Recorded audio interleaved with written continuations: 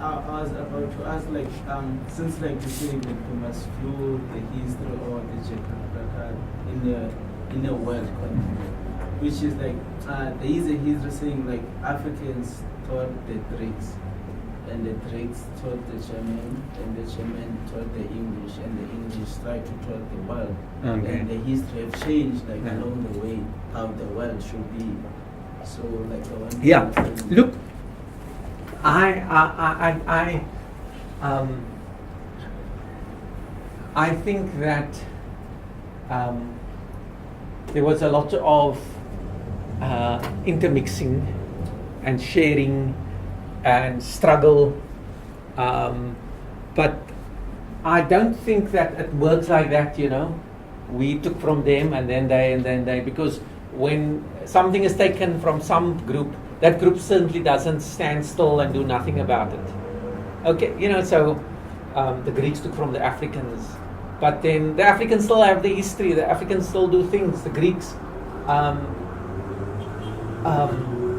So I think that those ideas I find a bit problematic, because there are certain technological changes. There are certain technological changes that happen in certain places that give people certain advantages over others. For instance, the development of military technology, of superior weaponry. You know, it could have happened anywhere, anytime. I didn't need to follow that Africans, Greeks, Romans, Britons, and then so on. One of the key disadvantages, and one of the for Africa, for the people on the continent. And by the way, this even whilst I say we want to think of ourselves as Africans, this idea of Africa, one of the starting points is outside, you know, by the descendants of people from the continent. And people don't think of themselves as Africans in a global sense until very late, until into the 20th century. Okay? They use the term. People are thinking in local terms, in terms of the clan, in terms of your neighborhood, of your quote-unquote your tribe. Okay? And it is only with them confronting a bigger enemy that the intellectuals are saying these divisions are not going to get us very far. Let's think broader.